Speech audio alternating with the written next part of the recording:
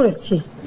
আর এইভাবে মায়ের কোল খালি হোক এটা আমি চাই না, কারণ আমি তো বাবা মা সব হারিয়েছি। আমি তো জানি হারাবার ব্যথা কত কষ্ট।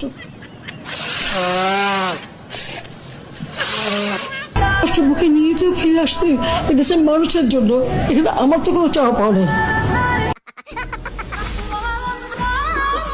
তুমি কে আমি কে? রাজাকার রাজাকার। তোমার বাবা আমার বাবা রাজাকার রাজাকার। তার মানে তারা নিজেদেরকেই রাজাকার হিসেবে পরিচয় দিল। আমি তো তাদের রাজাকার বলিনি। মা, আমার আপনাকে দাওয়াত দিলাম।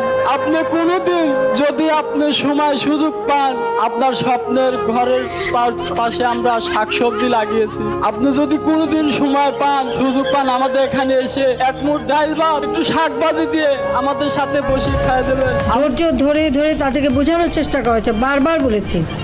তো এমনকি এই ছাত্রদের সাথে আমাদের মন্ত্রীরা পর্যন্ত